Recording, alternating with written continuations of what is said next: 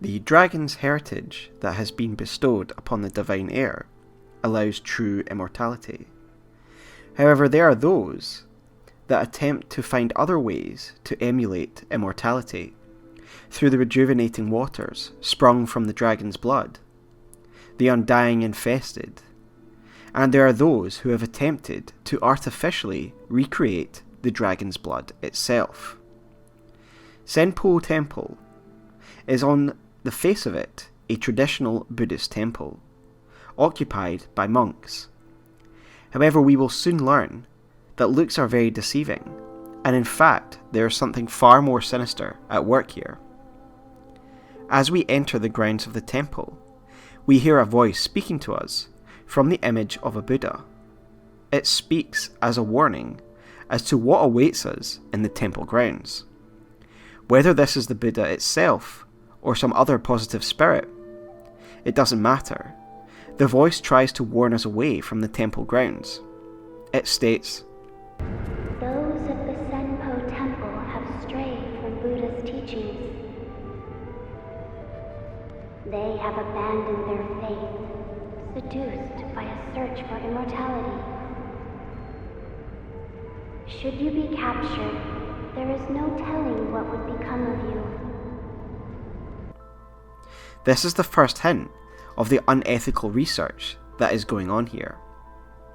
These monks are now no longer concerned with their religious practices. Despite their appearance, they have abandoned all faith for their obsession with immortality and the rejuvenating waters. These people have taken to experimenting, researching, and abducting in an attempt to recreate the dragon's heritage and the immortality bestowed by such. The result is the divine children of the rejuvenating waters, who possess an artificial and warped version of the dragon's heritage. The divine children are a testament to the rejuvenating waters' power, for they too possess extraordinary healing powers. The monks at this temple will go to any means necessary to achieve the aims of attaining immortality. The rat assassins hail from here, stalking the land for potential abductees. Indeed, our friend, Black Hat, was among them, but he tells us that the experiments and the abduction of people didn't feel right to him, and so he left the temple. Indeed, it seems as though people were aware of the monk's corruption, for Ishin himself says the following in regards to those at Senpou Temple.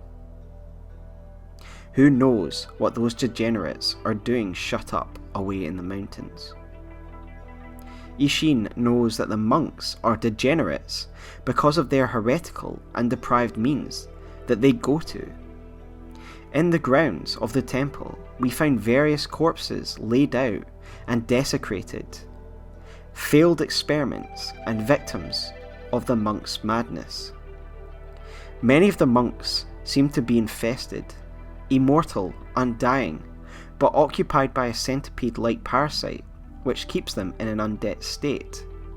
This is obviously one of the options they have chosen to try and achieve immortality, for being infested in this temple seems to be a position of great honour, for we often see those who are infested being surrounded by devotees. In a lower building, we find a room filled with man centipedes, who to me would be failed experiments in attempting to unlock the power of the undying, as the infested appear to have centipede-like parasites in them, and so to me, these centipedes are certainly a failed experiment as a cross between the centipede parasite and humans, but they failed and been left to rot. Indeed, it even appears that those from other continents had heard of the rejuvenating waters and the works at Senpou, for on our way up to the temple, on a bridge, we face an armoured warrior who seems to be equipped in Western medieval gear, suggesting he has travelled all the way to Japan. This is confirmed by the item Robert's firecrackers, which we can trade to give us the shinobi tool. Its description states, sold by little Robert and his father to raise funds for their travels.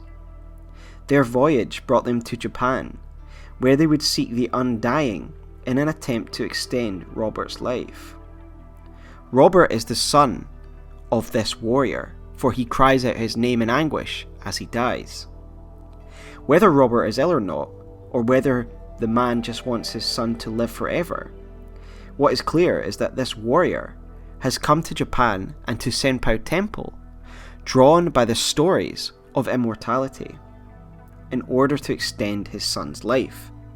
As we fight him, he does indeed exclaim that his son will have the waters of rejuvenation. However, this knight stands in our way, and unfortunately for him and his son, he must fall from the bridge. We can see the results of the monks tampering with immortality. As mentioned, we have the infested undead, and we have the man centipedes. And although the infested seem to be held in great honour here, because they are functionally immortal, they are in fact just puppets for these parasites that exist within their bodies. However, the greatest achievement of the temple comes in the form of the divine children of the Rejuvenating Waters. When Sekiro returns to the young lord, he tells the prince of this place, and that the monks had created those with false dragon's heritage, yet one survived the creation out of all the children. This child is described to us by one of the monks that we meet in the main hall. This monk describes the child as holy, and that they are sealed away in the inner sanctum. But why are these children called the divine children of the waters of rejuvenation? For that, we have to understand what the waters of rejuvenation are.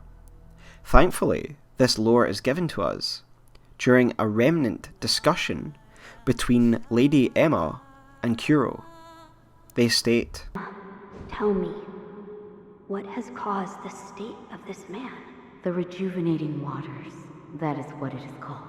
Are you telling me that this is Ashina's secret weapon? I am. Those who drink it cannot fully die. No, they become unable to die at all. The Rejuvenating Water, it also... It springs from the dragon's blood, does it not? Yeah. Here we learn that the Rejuvenating Water brings undeath, and is likely the source of Genichiro's undeath, given that Kuro describes it as Ashina's secret weapon. It is also mentioned that this water also springs from the dragon's blood, and is therefore a derivative of the dragon's heritage. Thus explains its life-giving quality, and the interest it has generated in these monks. It is these waters that the divine children, in my opinion, have been created from, and it is the waters such as these that people like Robert's dad have come to claim for their fabled regenerating properties. The monk we speak to in the main hall asks us to pass on a text to the divine child, which is Holy Chapter Infested. This is a very important piece of lore, and I will read it. For an age I have been blessed by the worm. To be undying is to walk the eternal path of enlightenment. Thus I must become enlightened, to understand why I cannot die. It is said the holy dragon's origins were in the West, so I wonder how the worm came to be bestowed upon me. Firstly, we know that this is a text written by the High Priest of Senpou, as it tells us in the option that is given to us when we go to pass it to the divine child. This implies that the monks aspire to become like the infested high priests, because of the degenerate form of immortality it gives, with what they call the worm, and the way this hierarchy works, the higher up being blessed with this parasite. Given that the child of the rejuvenating water is in possession of a derivative version of the divine dragon's blood, could it be that the worm is a derivative and stagnant form of immortality that was once the divine blood of the dragon or the rejuvenating waters? I believe so, given that we are always taught about the stagnation that immortality comes.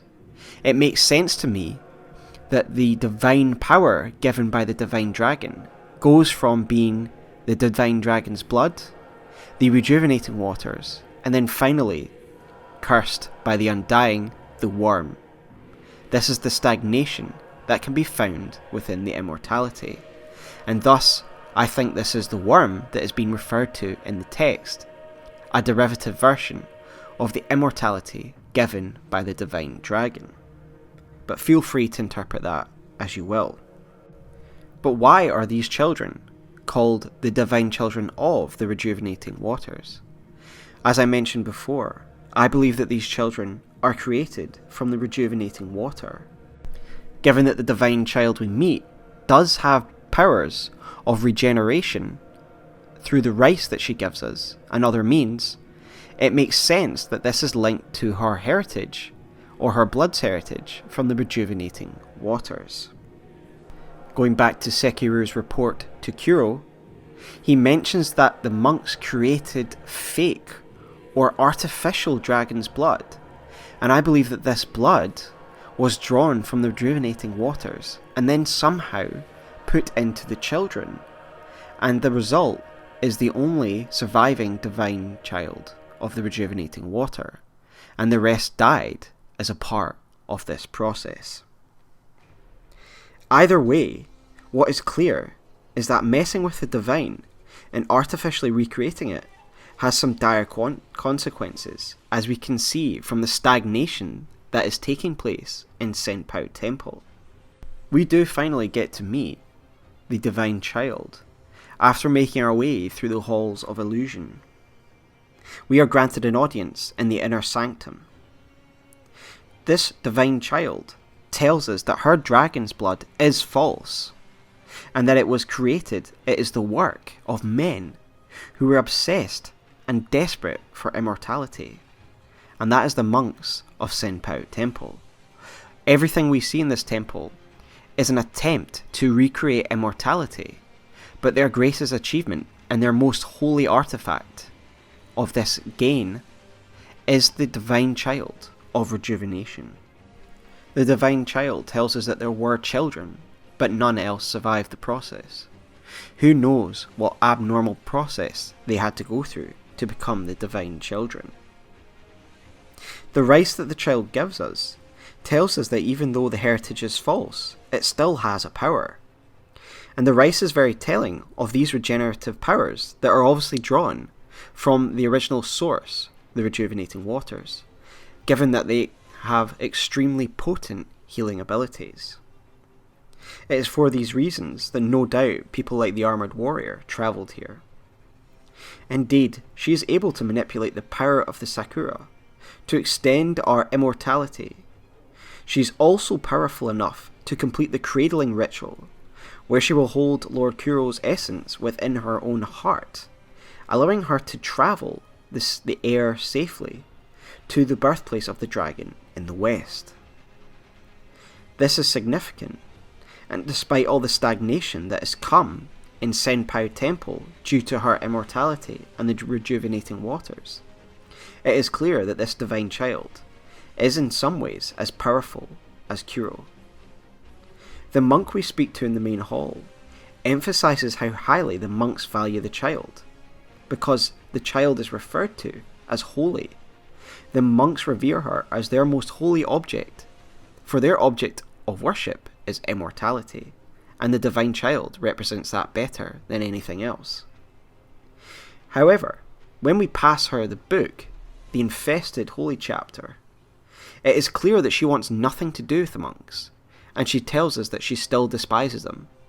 And to me it seems as though she is here against her will, and she does not partake in this religion.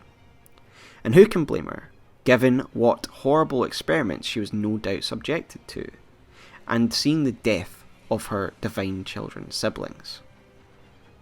So thanks guys, that's my take on the Divine Children of Rejuvenation, the Rejuvenating Waters, and the corruption that takes place at Senpou Temple. If you like this video, please give me a like and a subscribe. I will be doing a lot more Sekiro Lore content because I love the game and I love the story. Thanks for sticking around guys, have a good night.